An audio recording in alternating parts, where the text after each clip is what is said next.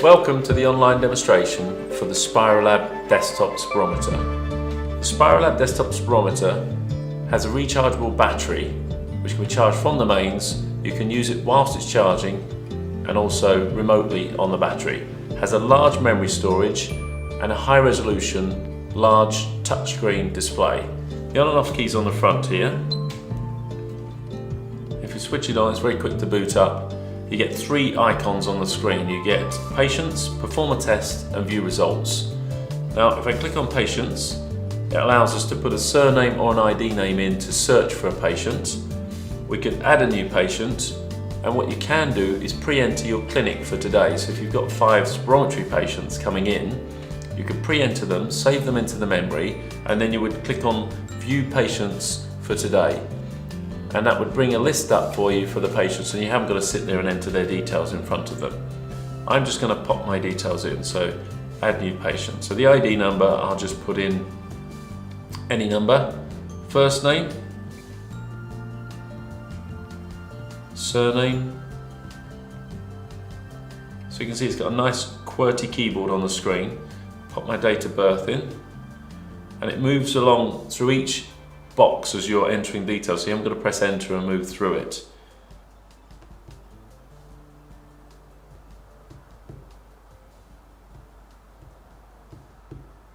Height in centimeters, weight, ethnicity goes in, and male or female.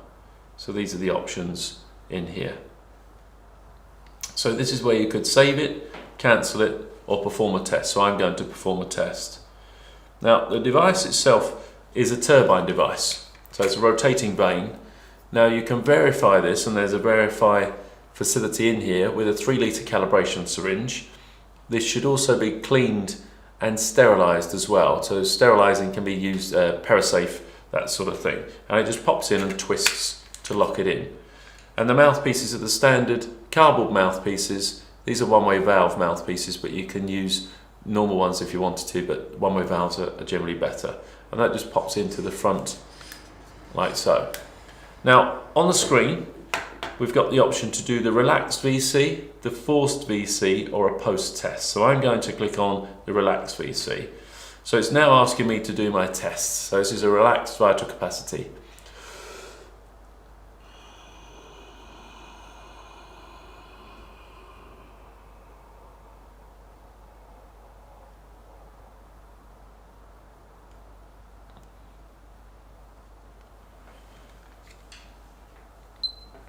So you can see the graph comes up on the screen. It's nice and smooth and free from second breaths, etc. And we get over here EVC, so expiratory vital capacity, predicted, actual, percent predicted, just to quickly look at. Quality of the test, and then also the red one indicates my current trial. So you could reject that if you wanted to. We could finish the test, or you can add another trial. So I'm going to add another one on.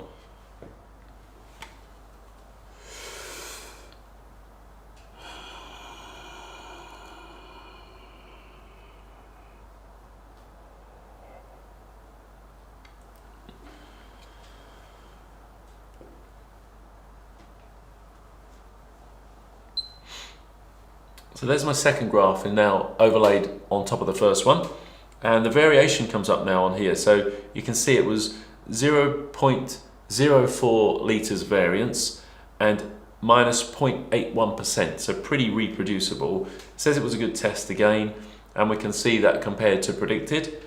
So we can add one more on there.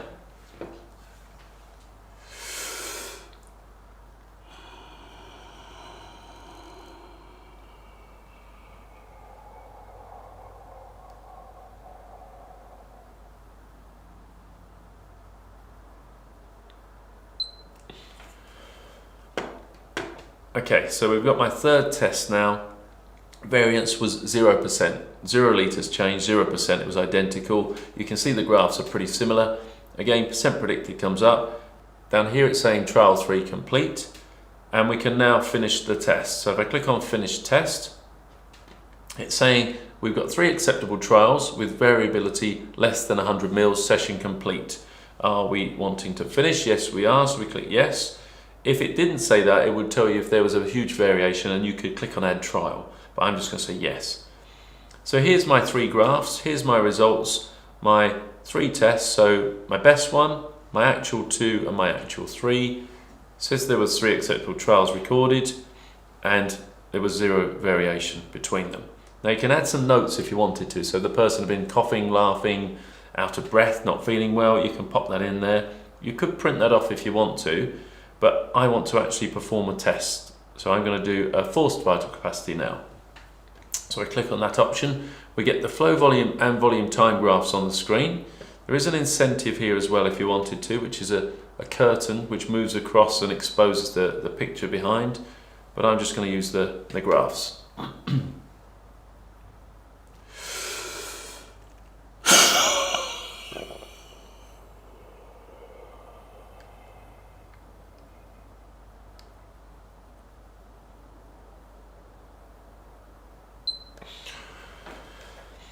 Okay, so I've done my first test and you can see that's got an area on here, and that's the predicted area based on my details that I've entered.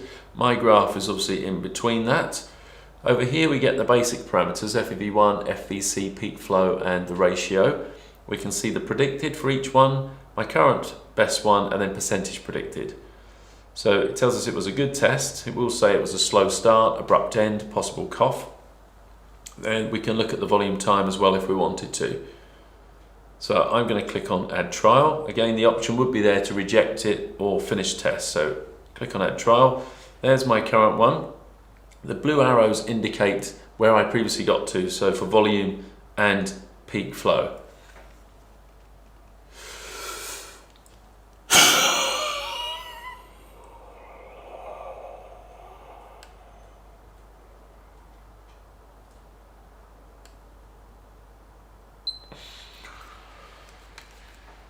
Okay, so we've now got 2 graphs overlaid, pretty reproducible, again both within the predicted area.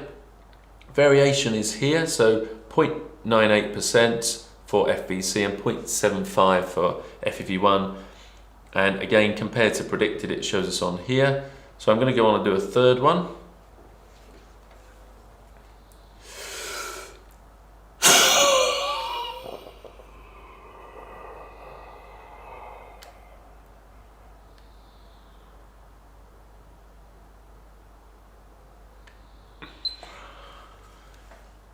Okay, so trial 3 completed, graphs are overlaid, reproducible, no variation. The actual percentage variation is pretty reproducible and that's compared to predicted. So I'm happy with that. I'm going to say finish test. Again, it tells us we've met the criteria.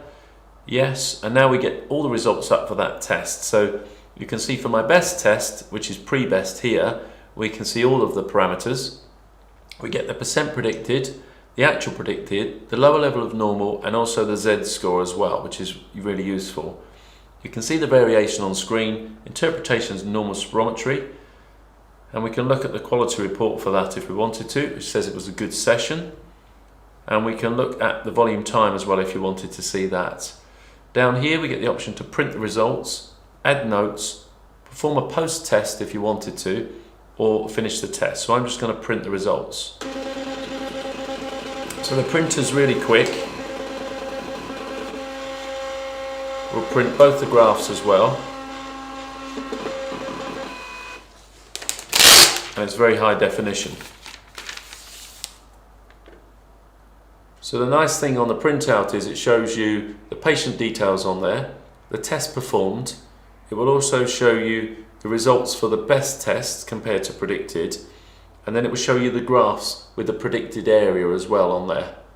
And at the bottom of the printout, it tells you when the spirometer was last verified using a 3-litre calibration syringe, which is really useful. Also some other things on the printout. Just here where you get the ratios, you don't see all of the predicted value, the lower level of normal, or the percent predicted. You just get the actual ratio, which is essential for not getting confused and muddled up. So now we've finished the testing on the spirometer, we can just click on Finish Test, And we're now back to the start again. You can view the results for that patient if you wanted to, and if there was multiple tests for that patient, you could view them all. The other options down the bottom here would be for the calibration check using a 3-litre syringe, and you can also customize the device. If you want to clear the patient, it's now cleared, and we're now ready to start again.